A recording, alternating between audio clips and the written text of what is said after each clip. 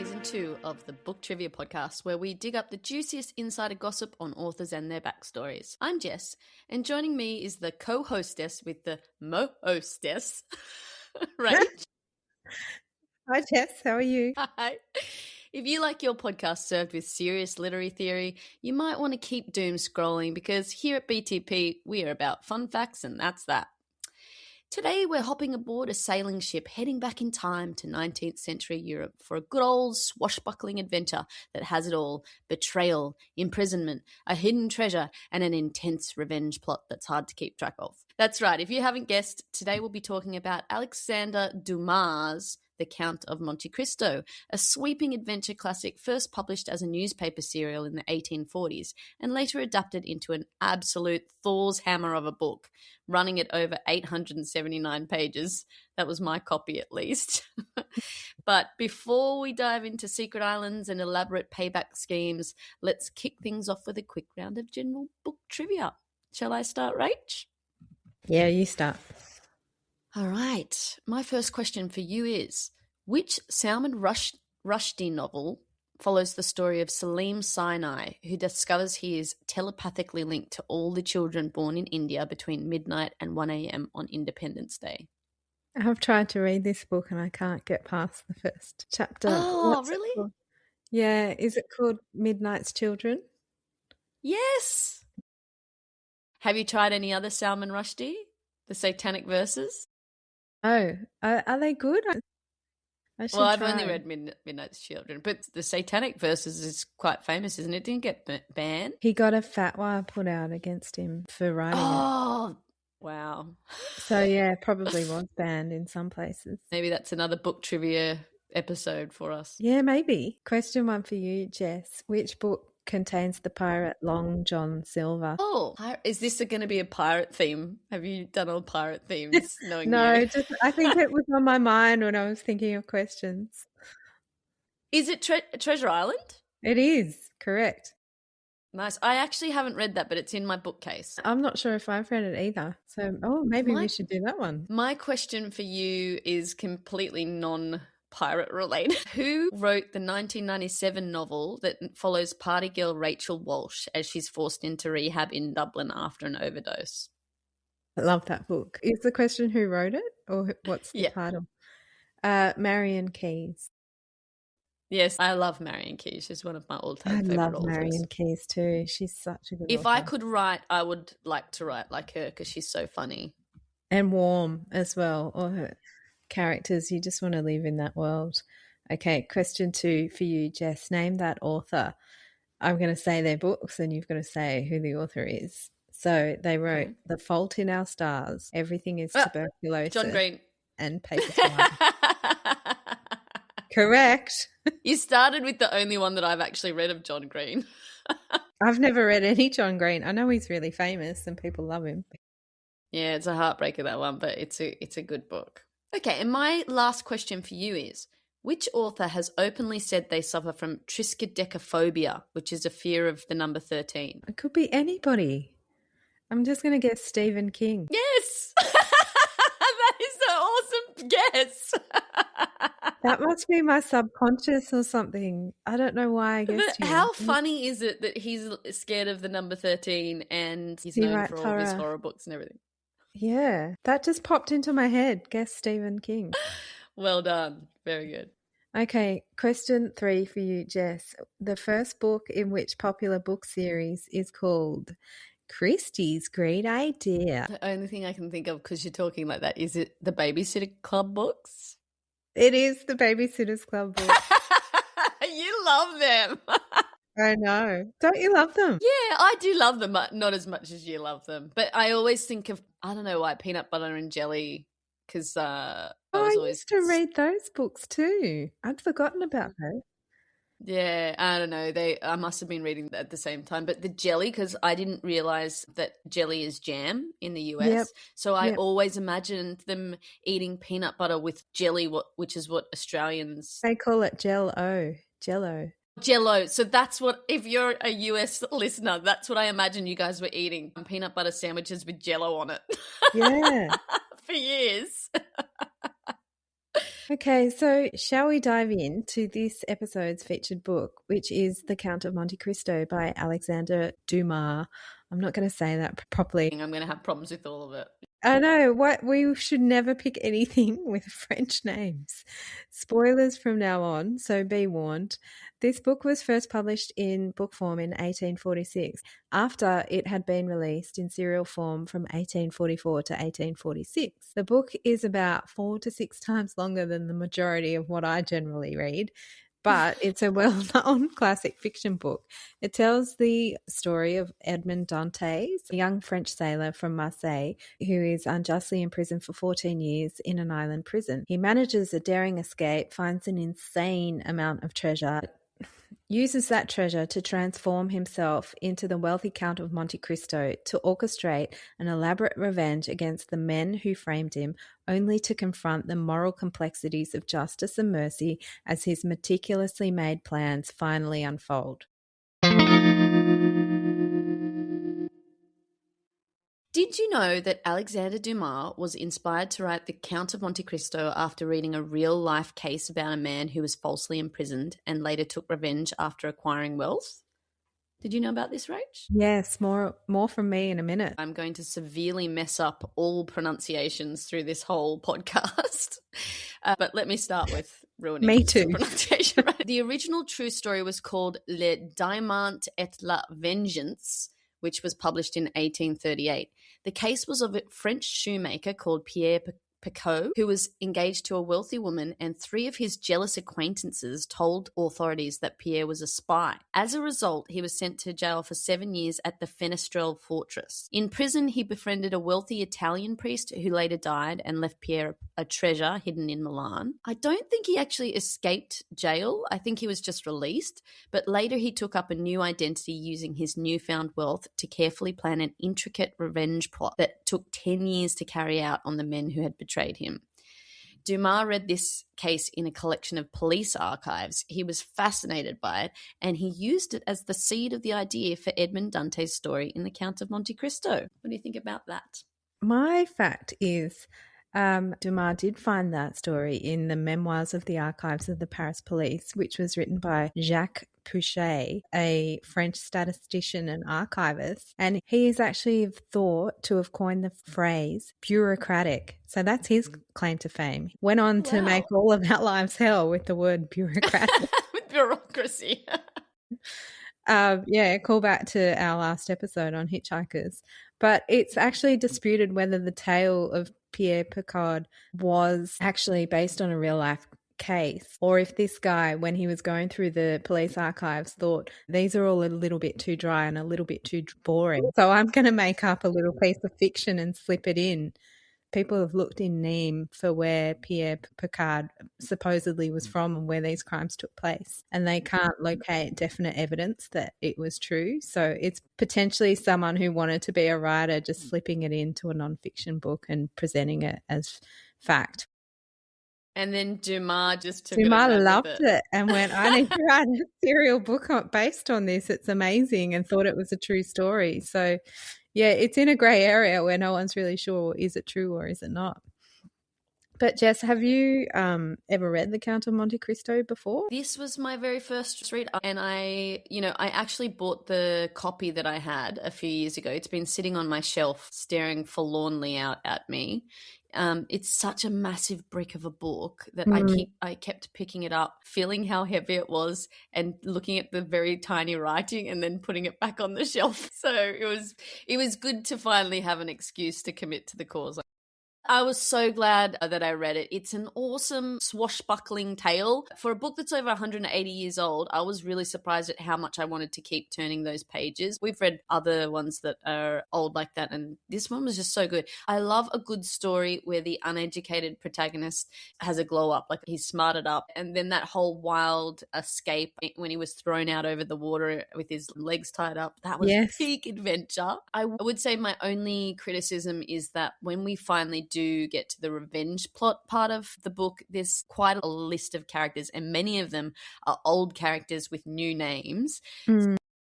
that was a bit confusing. And I wished I had the manga version with the little illustrated relationship map at the front that one of our book clubbers showed us that she read. That would have been a lot easier to understand who was who at that point. But what about you, Rach? Was it your first time? Did you love it?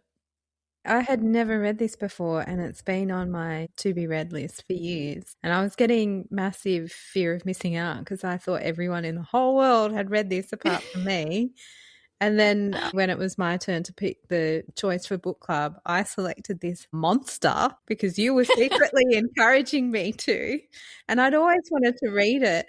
But I'd never seen the physical book until the other night. So I didn't know what I was subjecting everyone to.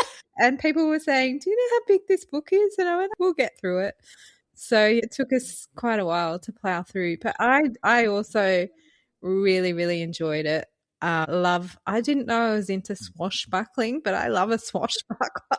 And I was reading it over my summer holidays, which obviously always makes a book like 10 to 20% more enjoyable because you're not at work and you're lying on your bed and it's summertime. But it did feel really familiar when I was reading it. So I assume it was really influential on so much that's been written since it was published, because I was definitely getting Batman vibes. I was getting Inigo Montoya, you killed my father, prepare to die vibe. Very enjoyable. 2 thumbs up from me. Love it.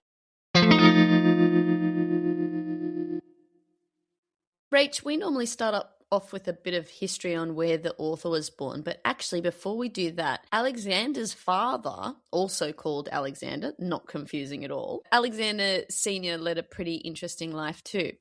So I'm going to just start off with a little bit of facts around Alexander Sr. He was born in Saint Dominique. It's in what is now known as Haiti. I'm pronouncing this properly. Yep. To a French nobleman and an enslaved Afro-Caribbean woman, and they brought him to France as a teenager, where he eventually grew up to be a revolutionary. In the army, he rose rapidly to become General Thomas Alexandre Dumas at age 31, which was the highest rank reached by a black or mixed race officer in a European army at the time, so it's pretty awesome. He fought brilliantly in Italy and other countries, including Egypt, and on his way back home, he was shipwrecked, captured, and imprisoned for about 2 years before finally being released and returning to France. You can obviously see what an influence this must have had on young Alexander, right? Yeah. So he read that book in the police archives, and his dad had been shipwrecked. It was all floating around. And Dumas himself grew up with stories like that of his father being this brave hero who was betrayed by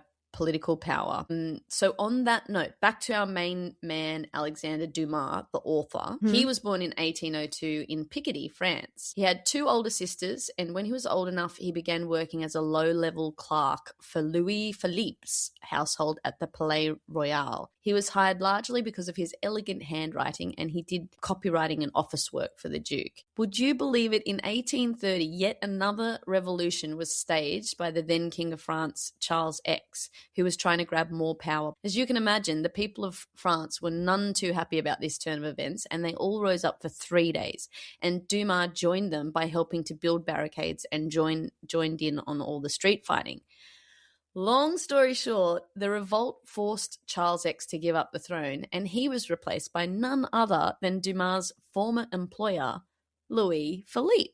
He was crowned the Citizen King.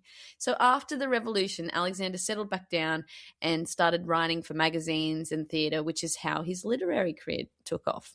Pretty interesting, huh? Wow. His early plays, Henry III and His Court and Christine, were big hits, allowing him to become a full-time writer, and eventually he went on to become, as we know, one of the most prolific and popular writers of the 19th century. So, Jess, The Count of Monte Cristo was first released as a newspaper serial, which really influenced its structure and perhaps contributed to its immense popularity. It first ran in 18 installments in a French newspaper between 1844 and 1846. So that's a year and a half, 18 months, 18 installments. After the newspaper run, the first complete book edition appeared, and those serial installments functioned like a 19th century must-watch show. So at the moment for me, that's been the UK show The Traitors, which I have to sit and Love. watch. And readers were like me, they were following each episode and then they would discuss the latest updates, and the suspenseful structure helped drive its huge European popularity, because Dumas frequently used cliffhangers at the end of his installments to keep readers eager for the next issue. So when you're reading it, you might have noticed there are certain points in the narrative where you just feel like, I've got to keep turning the page. I want to see what happens next. Yes. And you want to binge. 100%. Did you notice those bits? Yeah, for sure. And I noticed that he would also explain sometimes what had happened previously. And I thought, oh, that's probably just because it's a really long book. Maybe he just was trying to remind you because there's so many characters. But now, obviously, knowing that it was a serial originally, that makes sense, because you would have had to go back and try and remember everything if you're waiting for it to come out the next week. Or was it weekly or monthly, did you say? It was monthly over 18 months. Yeah, monthly. Everyone reading it took them a year and a half to get to the end of the story. So we're pretty our lucky. book clubbers can't complain about 2 months then. Yeah, but that was only because it was being released in parts every month. It wasn't all there to read, or they would have binged it, I would imagine, because I binged it. So did you know, Rach, that Alexandre Dumas did not write the whole of Monte Cristo on his own? Really? Yes, it's true. It was expanded from plot outlines suggested to Dumas by his ghostwriter, a man called Auguste Marquette. Again, I don't know if I pronounced this. In fact, Marquette didn't just help Cristo. He was the main behind-the-scenes collaborator on many novels, including The Three Musketeers. Marquette did all the historical research, and he often wrote first draft texts that Dumas later rewrote, expanded, and stylized to make his own. Their partnership broke down in the 1850s because Marquette felt that Dumas was keeping all public credit, and Dumas was also often very late paying him despite their contract. Marquette actually ended up suing Dumas, and he was awarded a significant share of the author's rights and royalties, but the court upheld Dumas as the sole legal author of the books themselves. So it could have been The Count of Monte Cristo by Alexandre Dumas and Auguste Marquette, but it is Really? That's such a shame that they couldn't work their differences out. Well, he got the money. But they were a good team, right? Don't feel sorry for Marquette. He continued to write his own historical novels and plays, and he died very financially comfortable, so I think he's fine. Oh, good. Okay, so now it's time for my favourite part of the episode where I ask you silly questions. Yeah. Jess, would you rather spend 14 years in prison plotting revenge, or 14 days listening to someone explain their cryptocurrency investments? Gosh, well, I don't really want to go to prison, so I guess I'm going to choose crypto. Can I just pretend that I'm listening? 2 weeks non-stop. I know, but do you really want to go to prison? For 14 years, maybe. I suppose you'd go the shorter prison sentence, but they're both prison sentences.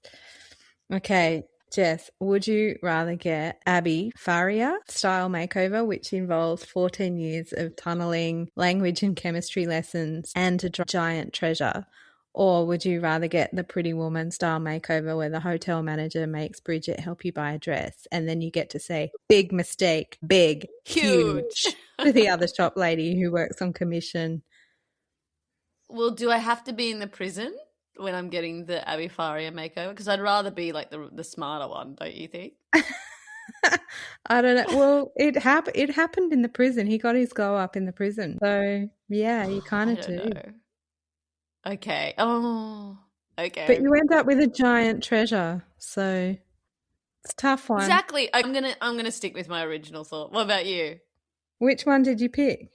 I'm picking the prison. I'm going to go for I'll hang out in the prison with Abi Faria because I want the treasure and I want the smarts. I don't know. It's tough though because Julia Roberts probably just marries Richard Gere and he can be the smart treasure.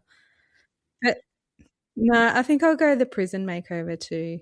I want to know all the chemistry lessons and stuff. I want to be smart. Okay, my final question. Jess, would you rather meticulously plan a revenge on your enemies only to feel guilty when you go too far and a child is murdered in a murder-suicide? Or would you rather participate in low-level slapdash petty revenges like signing up your nemesis to about 50 email mailing lists with their work email and then sneaking up and tripping their electric switches and turning off their water and gas while they're asleep in their house? I'm 100% going for the second one. I love petty revenge. Sign me up. Where do I sign up? I don't know, but I'm not giving you my work email address. Don't No ever way. cross me. Exactly.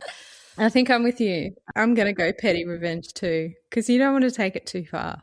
I think that's the moral lesson of the book. Listeners, let this be a lesson to you. Don't cross us or we're coming for you. We're going to turn off your gas.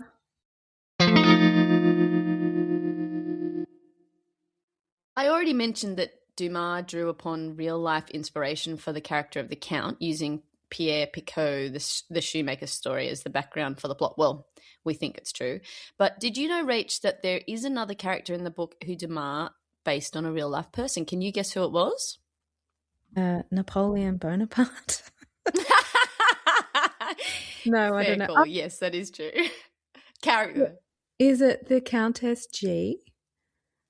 Wrong. Well, I don't know if it was, but the one Okay. that I've got is actually the Abbé Faria. His character was based on a real life priest called Jose Custodio de Faria. The real Faria was a Catholic priest who became famous in Paris as a brilliant but eccentric pioneer of hypnotism and a politically engaged priest. Turning him into the genius cellmate who educates Dantes fits perfectly with the novel's obsession with rebirth through knowledge and sheer willpower.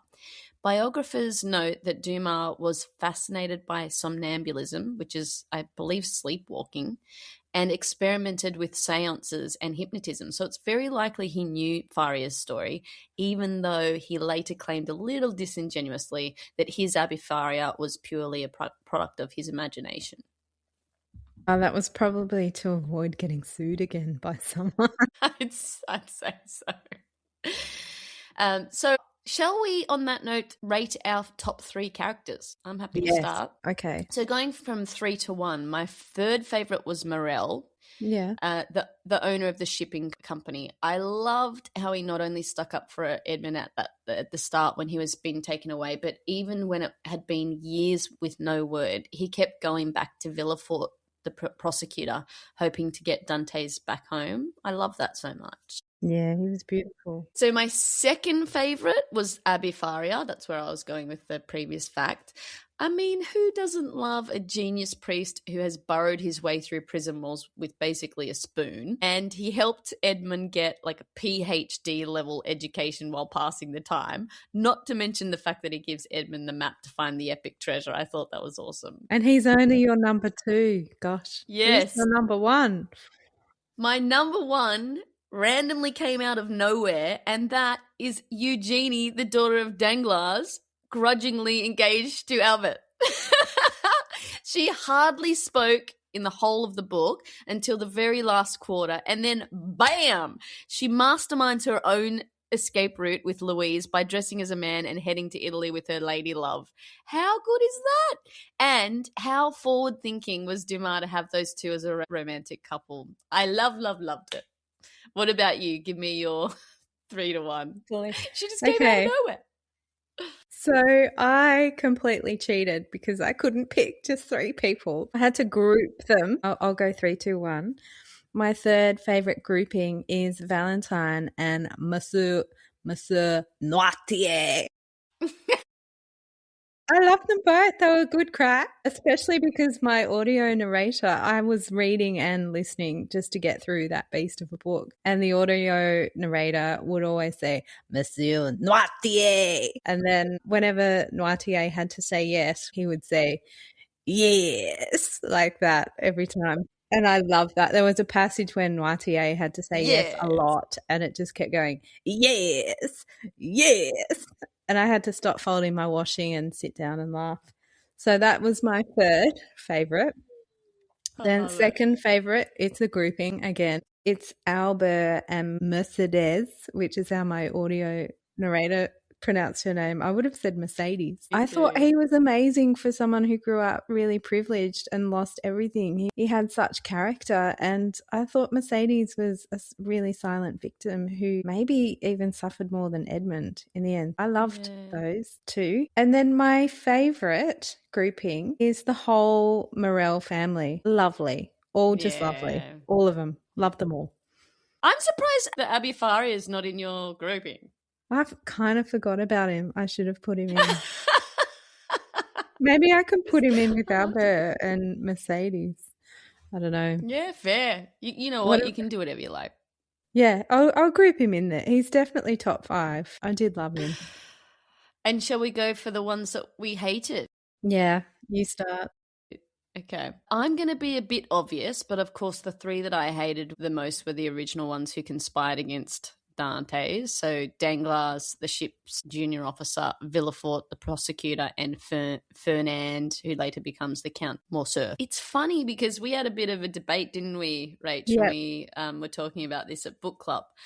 I thought it was so obvious that out of those guys, Danglars was the true villain of the piece because he was the one that cooked up the whole revenge plot. But I was so surprised because a lot of our book club members, you included, were saying that Villefort was the worst. I don't understand why you think that, because if Danglars hadn't cooked it up in the first place, there would be no revenge plot. But do you want to talk through why you think Villefort is the biggest? Wait, you haven't rated yours 3, 2, 1. I don't know which one. Well, I would just say Fernand is 3, and then Villefort 2, and then Danglars 1.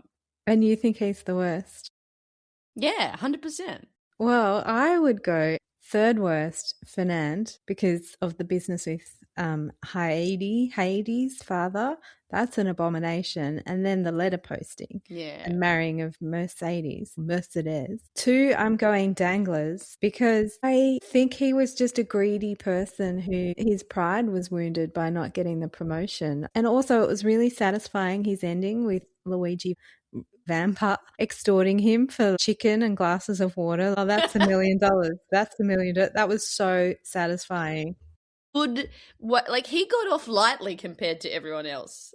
Yeah, but he lost all his money and his motivation was riches and greed and he lost everything. So it was fitting for him. And then my most hated, I've done a grouping again. It's Edward, Heloise, the stepmom, and Villefort, the whole Villefort family except for Valentine and Noirtier. I hated Edward because he pulled feathers out of a living bird. That's an automatic way to make me hate a child. And he was just an annoying little turd. And then I hated Heloise because she's always off poisoning half her husband's in-laws to try to get Edward to inherit all his half-sister's money. And did you notice, just a side note, they kept calling her mother-in-law to Valentine, and I'm thinking she's not the mother-in-law, she's the stepmother. But then I looked it up and apparently it's the same word in French. It's just belle-mère. And in the 19th century, they didn't really bother distinguishing them apart, so it would have translated as either. But then Villefort, I hated him from the wedding feast onwards. And my hatred ramped up when he buried his son alive. But I don't think he knew that the baby was alive. He definitely knew. Really? I think so. He was just awful. And then he locked Edmond up because of his own ambition. His job is to be in charge of justice and meting out justice. And he's happy to do that when it's anyone apart from himself. He wasn't going to originally. The only reason he did it is because he realized that he was going to be outed as the son of his dad. Exactly. He did it because he thought it would limit his ambition and his career. So it was all self-serving. And he knew that he should have let that guy go. And he didn't give him a trial because he didn't want the trial to mention Noirtier. It's disgusting. And then he didn't stop a poisoner in his own house. He knew he would have suspected he did at the wife. end. Yeah, but how many people had to die? Like the servant and the mother-in-law and his own daughter gets poisoned and he's not locking anyone up. And it's literally his job to mete out justice. So no thumbs up for me for all the Villeforts, apart from the ones I like. That's why he's my most hated. Let's talk a bit more about Alexandre Dumas' life, namely his love life. Ooh. He was married to actress Ida Ferrier for about 19 years, but in all that time it also turns out he was renowned for being a bit of a ladies' man. Biographer Claude Schopp went through Dumas' letters, memoirs and legal documents and identified at least 40 different mistresses over his lifetime. 40. And they're only the ones that we know about. And the worst thing was, these were relationships he was having while still married to Ida, often with much younger women. What a dirty dog. One of the most infamous of his mistresses was an American actress called Ada Isaacs Menken, who was scandalous in her own right for starring in a play called Mazeppa, where she appeared seemingly in the Rudy Nudie, strapped to a horse. But she wasn't actually nude. She was wearing a flesh-coloured bodysuit. Sexy. But the story goes, Dumas met her around 1866 when she came to Paris to star in a different play. She was only 30 and he was 60, twice her age. Really? Ugh. Of the 40 mistresses, you'd think he would have fathered quite a few children, right? Yeah. Wrong. Oh.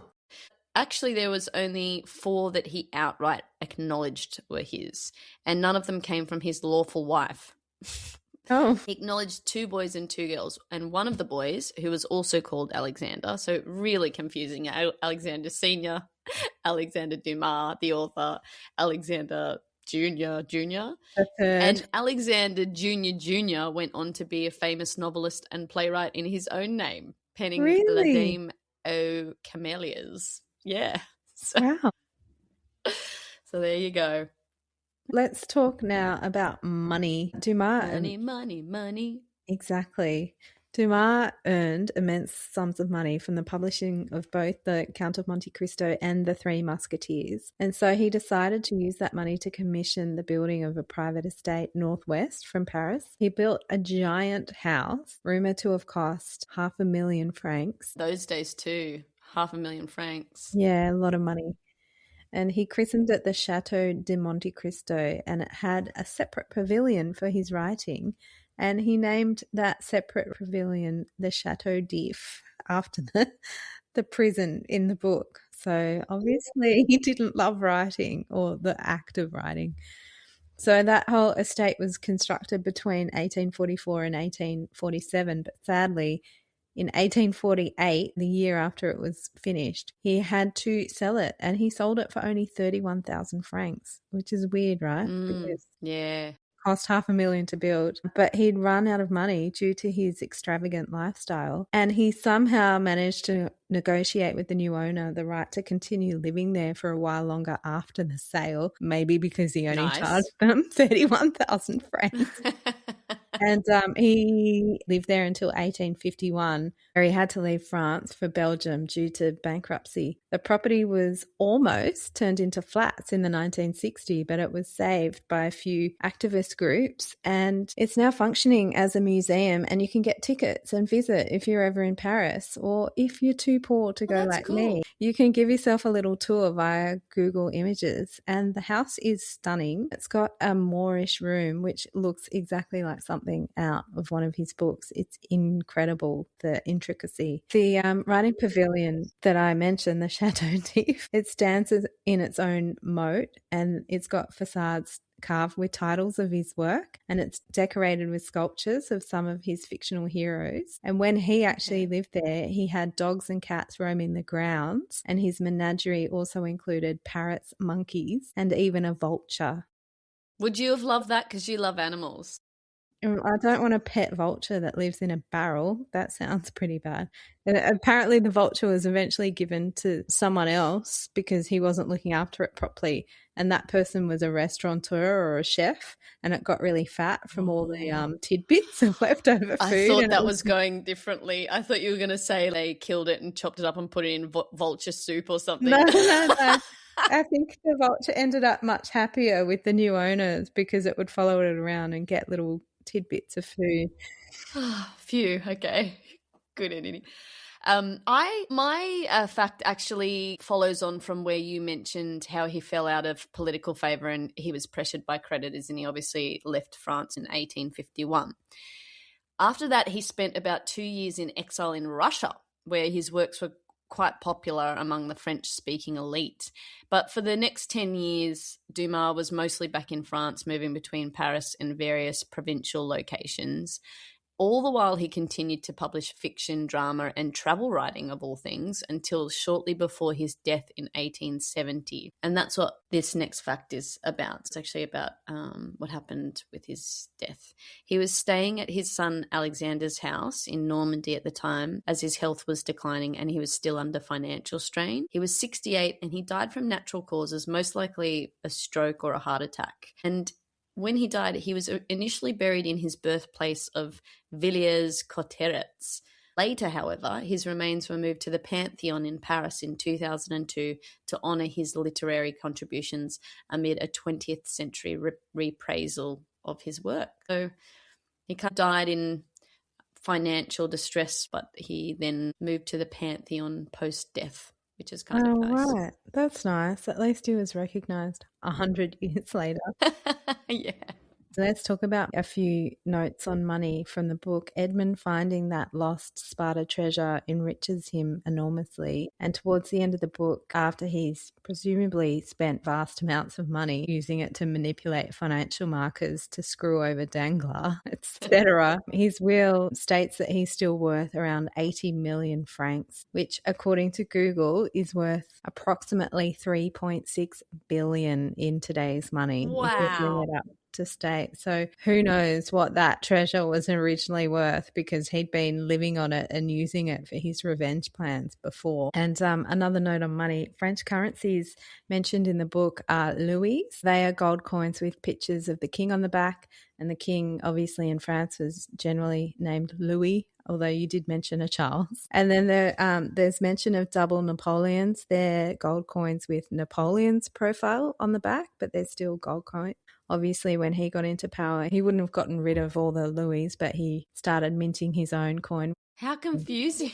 Well, yeah, but they're both gold coins. I don't know if they're exactly the same size. And then onto silver coins. In the book, they mention francs. That's a silver coin, and that's a decimal coin. So it would have been introduced by Napoleon, who was trying to rewrite everything. Prior to that, there were the livres, or the pre-decimal version of the silver coin. And then there's also sous, which is a copper coin, and that's worth only 1/20th of a franc or a silver coin. So, I wouldn't give a sou. That it's equivalent to a penny or something, not worth much. I didn't look into the Italian currencies that much because I was already confused about the French ones. But I can confirm that one of the Italian currencies mentioned was sequins. And did you find that confusing when you were reading the book? Because they start talking about sequins, and I'm thinking about shiny things you saw on dancing costumes. And I'm like, why are they talking about sequins? But it was actually a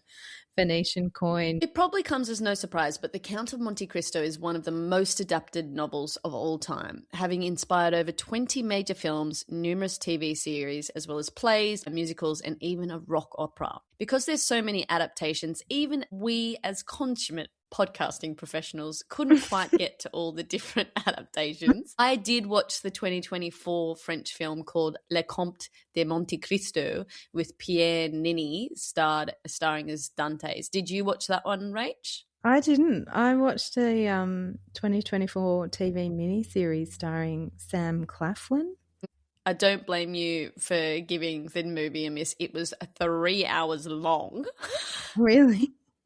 With an estimated budget of 42 million euro, The Count of Monte Cristo is the most expensive French film released in 2024. But luckily, the film was a major box office hit in France, and it sold approximately 9.38 million tickets, which is pretty amazing post-COVID with people not really going to the movies. I imagine it would have been very polarizing, though, because even though the cinematography is chef's kiss beautiful, they absolutely were not faithful to the book. For example, in the movie, they made Fernand Edmond's best buddy instead of Mercedes' cousin. Oh. Danglars wasn't a ship's clerk. Instead, he was actually the captain of the Pharaon.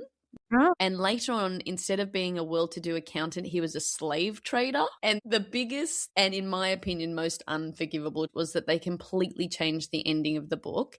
They removed Maximilian and Valentine entirely. So that whole thing was completely cut out. And then they added this random fight scene at the end where Fernand and Dantès have a duel and no one even really wins. Really? And then the final scene is Haley running off with Albert. Albert? I wanted that to happen in my ending. I quite like that. Very strange. But what about with the TV series? Was that faithful to the book or not really? It was a little bit more faithful than what the movie you just described sounded like. But it stars Sam Claflin. It also stars Jeremy Irons as the Abbey Faria, and he was incredible. He's got the best voice. But Sam Claflin is on the credits as a producer as well, and the changes they made, they kind of stank of actor. What is my motivation? They really honed in on the revenge plot and how that would affect the Count of Monte Cristo, and was he tortured about going too far, and did he take it too far? I think the themes in the book were more evenly dealt with. It wasn't just all about the Count and how the Count felt. So I guess that's your privilege if you're the producer, and that's my tinfoil theory on what happened. Well, I wouldn't mind watching Gan Kutsuyu, which is a cyberpunk anime produced in Japan. It's got gothic visuals and an electronic soundtrack. The novel has been very popular in Japan, and not only did it inspire that anime, but also in 2017, Udon Entertainment published a manga adaptation, which I mentioned very briefly at the start. I know about this one because Viv from our book club actually bought her version in to show us. It has a very excellent character map at the beginning, which definitely would have come in handy in the later chapters, where there are just so many characters appearing and old characters changing their names. I think if I do revisit it, it might be that anime version. Shout out to Viv. Jess, now some history for you. I wanted to look up the background dates and historical context, because when I was reading the book, I was a bit lost as to what the historical context of the book was. So I had a little look, and the American Revolution, which was where the Americans rejected the power of the English king to tax them, occurred from 1765 to 1783, and 76 is when they did their Declaration of Independence. Around that same time in Europe, there are a lot of new ideas circulating, and they're questioning the authority of the monarchy and whether they should have absolute power. And when the French king tried to increase taxes, the French were inspired by the American Revolution, which had taken place in recent history, and the French begin to revolt. Have you ever heard of the storming of the Bastille? Have you heard of that?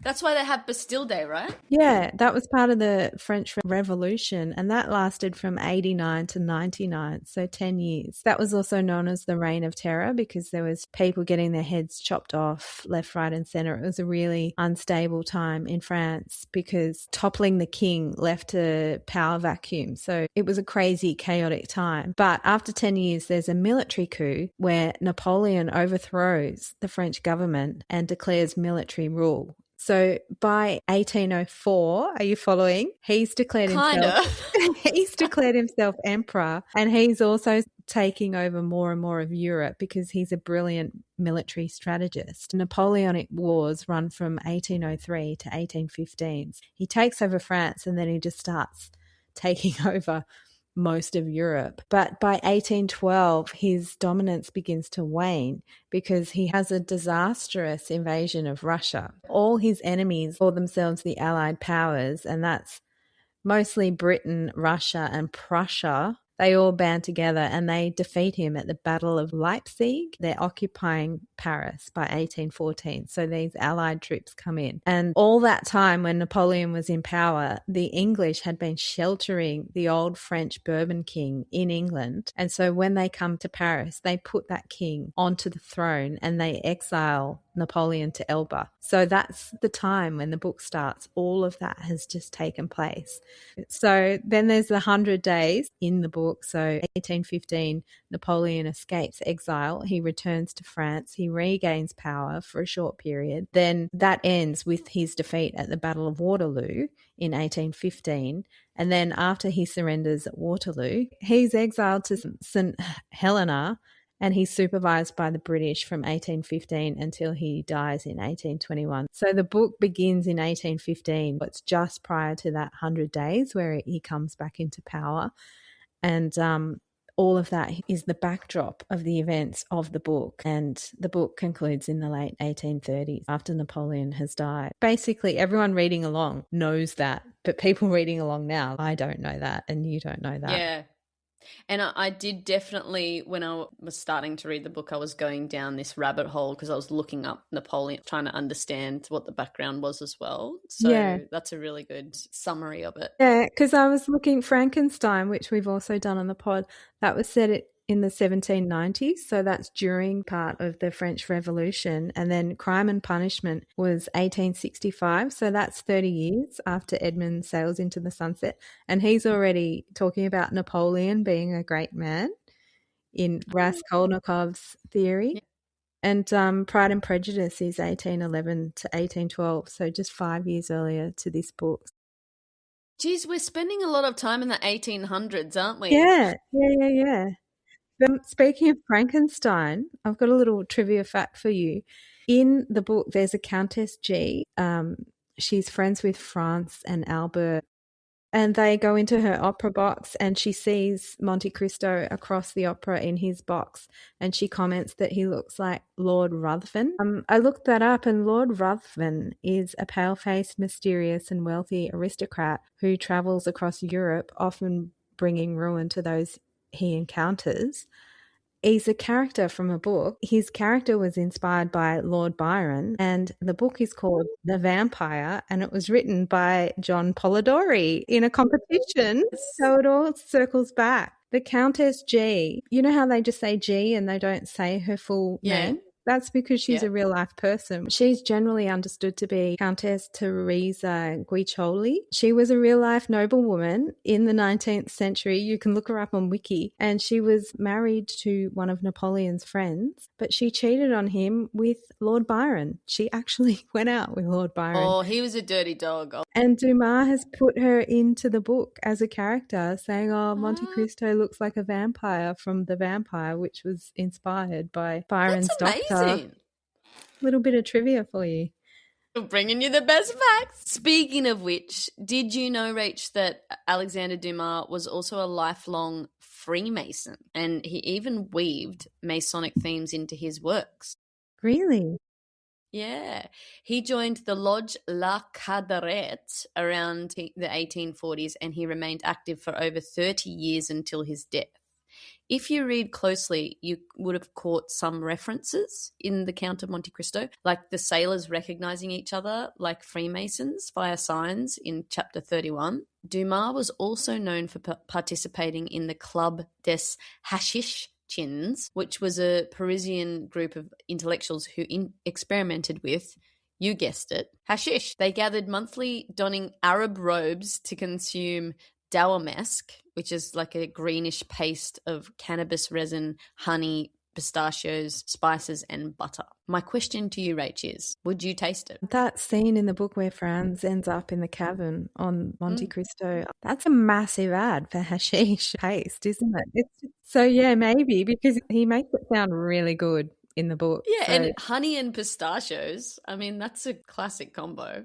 And he has that amazing dream where the statues come to life. It does sound pretty good. I'm going to say yes. Would you? Yeah. Why not? Yeah, why not? You only live once.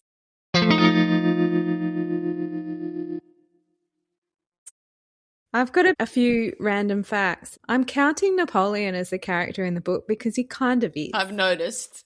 And I was looking into Napoleon and I discovered a few funny facts. So did you know, Jess, that Napoleon's soldiers were the actual discoverers of the Rosetta Stone when they invaded Egypt? No way! Yeah. I love the Rosetta Stone. When I was a kid, I played this computer game called the Rosetta Stone, which was to teach you different languages, and I was so interested in it. I actually visited the real Rosetta Stone when I was in London. I don't know if it's still there, but it was at the museum there, and it's actually massive. I always imagined it to be this little stone, but it makes sense that it's huge because it has all the different types of writing on it. Yeah. We probably haven't explained it to people who don't know, but it's basically the first tablet that was found that had a whole bunch of different languages on it. and people were able to use it to translate, particularly hieroglyphics was one of those languages on it. So it was really key in translations. I wonder how it ended up in London. So my next fact is Napoleon is often credited with originating the phrase, "A picture is worth 1,000 words." But what he actually said was, "A good sketch is better than a long speech." It's way different to what everyone thinks. Yeah, well, it's similar sentiment. A picture is worth 1,000 words. A good sketch is better than a long speech. It's similar. Okay, maybe. Maybe it's lost in translation. Did you know, Jess, that Napoleon wore a little vial of poison around his neck in case of defeat? When he was finally defeated in 1814 and he was exiled to Elba, he drank the bottle, but because it had been hanging around his neck for so long, it had lost a lot of its potency and it just made him painfully ill. He didn't actually die. He recovered and then he went back, had another 100 days and then got exiled again. So maybe he was happy it didn't work. Yeah, maybe, although he did get very ill. My final fact on Napoleon, he used to disguise himself as a commoner, particularly a peasant or a lower class bourgeoisie, and he'd walk the streets of Paris undetected and mingle with ordinary people, and then he'd quiz them on what they thought of Napoleon and Napoleon's policies and get their opinion on the emperor. And it was actually him just doing a little bit of market Polling research. the people. Yeah. I love it. But what would he do if they were like, "I hate Napoleon"? I guess it's pretty bad if he goes back and says, "Arrest that person and kill them," because they didn't know they were talking to Napoleon. It is a dirty trick, isn't it? Dirty, very dirty. Let's start wrapping up with a game of true or false, Monte Cristo style. Jess, can you start us off? I absolutely will. My first true or false for you.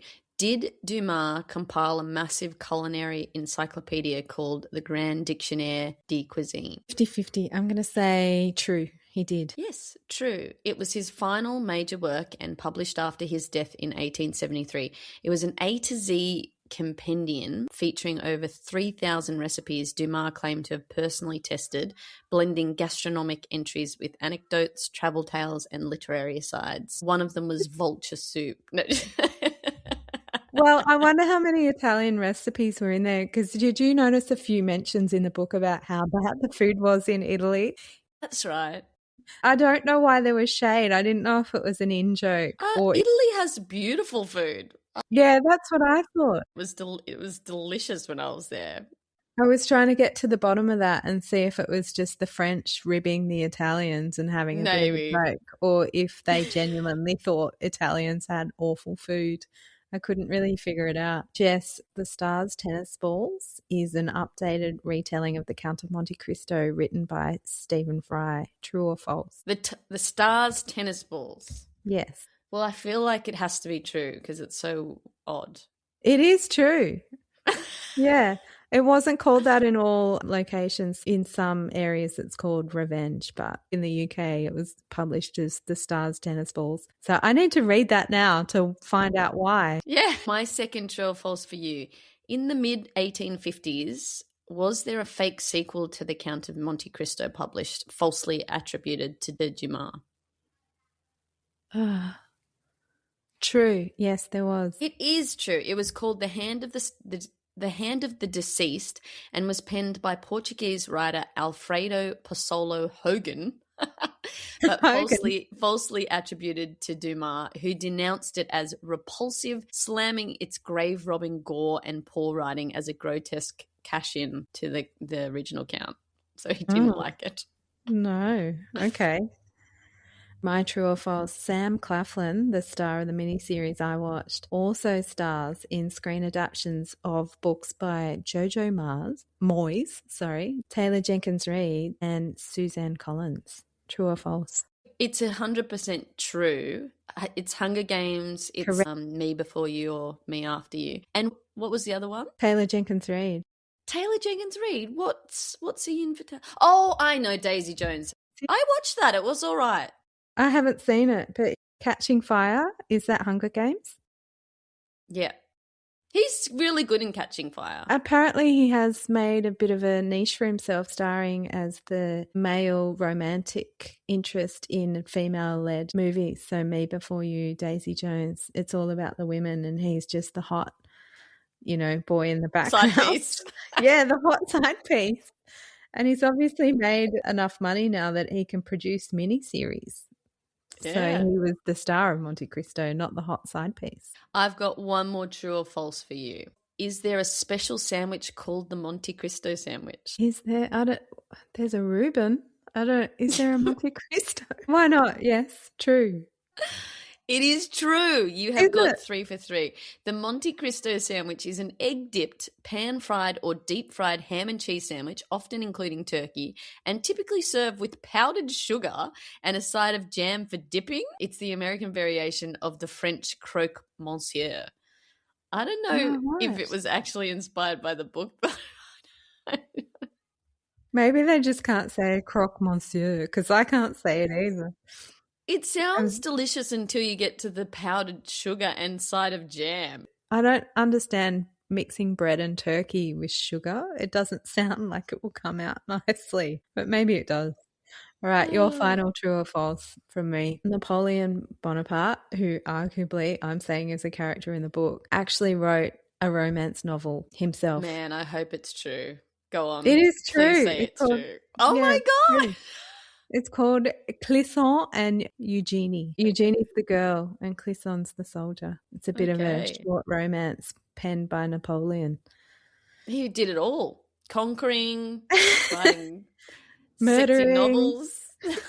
Getting exiled, drinking poison. Okay, let me finish off with a final short fact about the book. Did you know many early Belgian pirated editions and the first Paris edition misprinted the title as Monte Cristo with a H in the Cristo? The first edition with the correct spelling Cristo without a H, Cristo, was the illustrated L'Echo des Feuilletons edition that was published in Paris in 1846. That's my final fact. Do you have a final fact for me? Okay, I've got a few final facts, but they're all location-based. In the book, the Count has an address. He lives at number 30, the Champs-Élysées. Had a look on Google Maps. What do you think it is today? Because it's still there. I should have done this too. A bakery with croissants. Close. It's currently a laser hair removal clinic. So well, that you eat croissants at when you're getting lasered.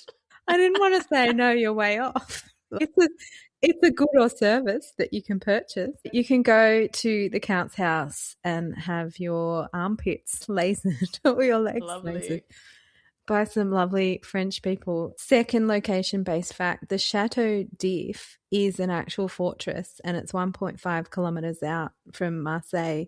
And it was built in the 16th century and it did serve as a prison and you can go visit it as a tourist. So it's like the French Alcatraz. Yeah, it is a real place and he used it as a location in his book. My final location-based fact is the island of Monte Cristo is a real island. Yes, I did know that, yeah. And it's mostly closed to the public because it serves now as a nature reserve and it only allows about 1,000 to 2,000 visitors a year because of keeping it all pristine. It's a permit system. They say.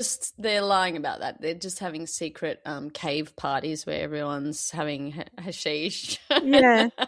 Well, I don't know. The internet says there's a permit system and it's limited visitors, but there really are wild goats living there. And when he was alive, Dumas visited the actual island in 1842. And it obviously formed part of the inspiration of his knowledge. He was on that trip with a nephew of Napoleon Bonaparte. They were on the boat together. Yeah. What did you think of the ending, Jess? Yeah, I do love a good ending where everything is wrapped up in a bow. So kudos to Dumas for getting there, considering how long that book is. It's a beast.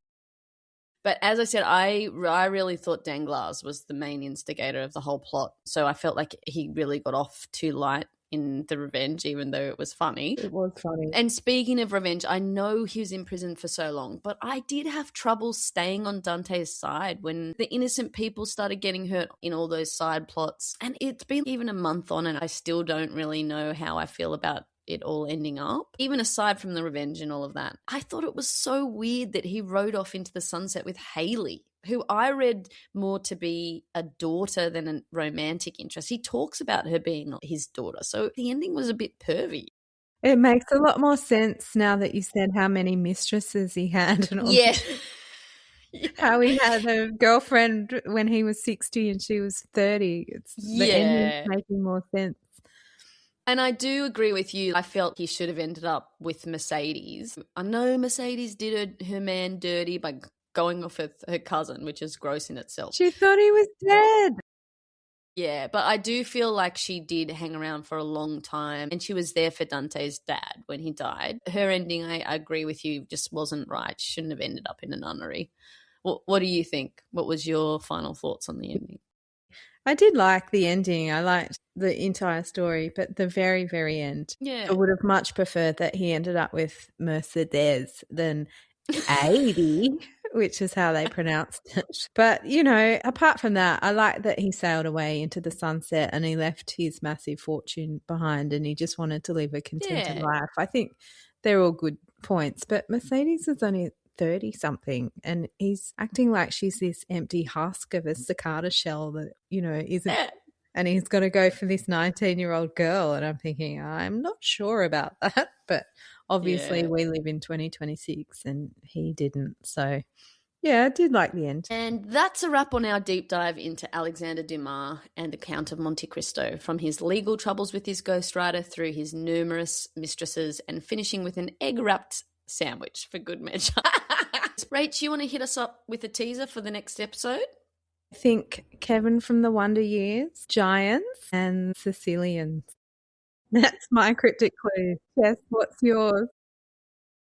My teaser is totally going to give it away, but I must do this for one of my best friends, Karis, if you're listening. This is an in-joke from way, way back in our high school years. Are you ready for it, Rach? My name is Inigo Montoya. You killed my father. Prepare to die. I wonder what the book could be. That's the end of the episode. Thank you so much for listening. And if you like this episode, please like and subscribe. And only if you liked it, rate our podcast on whichever podcasting app you use. Or better still, tell a friend to listen. For more book trivia, find us at booktrivia.com, and you can also follow us on Reddit and Substack, where we are Book Trivia Podcast. We'll see you next time. Bye-bye. Bye.